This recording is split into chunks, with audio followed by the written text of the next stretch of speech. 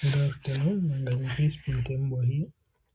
So I'm presenting on Kant's categorical imperative and the morality of prostitution. So firstly, I'd like by starting by describing what deontology is. So this is ethics that focuses on duties defined by right and wrong. It can be split into hypothetical imperative and categorical imperative. Hypothetical imperative focuses on the result of the decision. For example, if I do this, then I'll get this as a result. Then categorical imperative does not focus on what the result is. It's only do this because it's right, regardless of what the outcome is.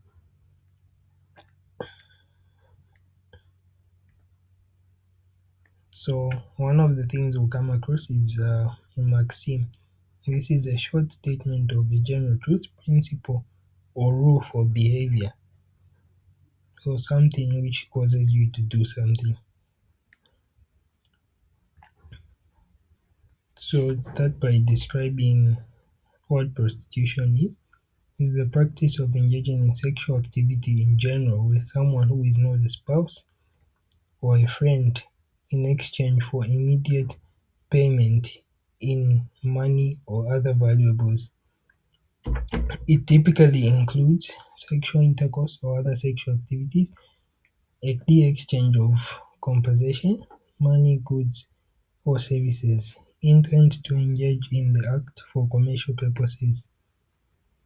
And in addition, legal systems distinguish between sex workers, those who provide the service, clients, those who pay, third parties, pimps or brothel owners, etc., or those that connect clients and sex workers. So a scenario would be a person voluntarily sells sexual services for money. And the question is prostitution morally right? So it raises questions about autonomy, dignity, and using persons as a means. So the first formulation, the universal law, says act as though the maxim of your action were to become through your will a universal law of nature. So a maxim that will charge sexual intimacy for payment.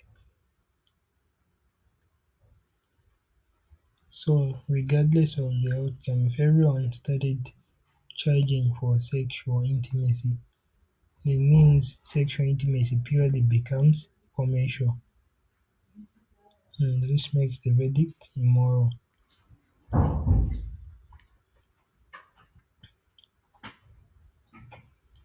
Then the second formulation, humanity as an end, says that we treat humanity, whether in your own person or anyone else, always as an end and never merely as a means. So how I understand this is it fails because it focuses on the end result. Rather, it makes your topic of discussion fall under hypothetical imperative because the focus is what do you get out of it when you use someone. For example, if I can do this to get something, then I'll use this individual to get what I want. So in the scenario of prostitution, both parties use each other, whether male or female. The sex worker will use the other person just to get the payment. The client will use the sex worker just to get pleasure. Or if we add the third party, they will use the client and the sex worker. They will connect them so they can get a payment. And in this case, we reduce human bodies and sexuality to a tool, not an expression of dignity. And whether it is voluntarily, one objectifies themselves and they put a price on themselves, even though you cannot put a price on a human life. Third formulation, kingdom of ends, act according to maxims of a universal legislating member of a kingdom of ends. So in this one, if you are a part of a member of a community that was legislating or making laws, if prostitution was to become a law, would it be right? And the answer is no, because people would be commodified, mutual respect would be destroyed, and autonomy would be disregarded, making it immoral. So, for the overall judgment and reflection, prostitution fails the universal law test, humanity as an end test, and kingdom of ends test, because if everyone was doing it, it would be purely it would make it purely commercial, making it immoral. Mm, Rather, it would make sexual intimacy purely commercial, so making it immoral. And humanity as an end, we would only be using people as a means and not an end, so it's immoral. Kingdom of ends, it destroys respect as well as autonomy, so it fails. So according to Kant, prostitution violates human dignity and moral law. Some critiques would be Kant ignores context, for example poverty, and there are modern autonomy debates.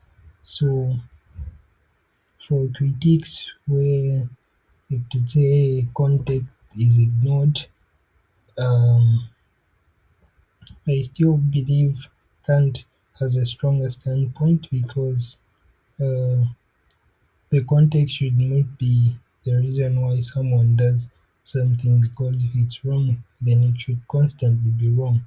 So according to Kant, he respects that no person's need to do something is above the other person's needs. So, because if I was to present this to a critic, I'd say, should we allow prostitution prostitution just because one is poor?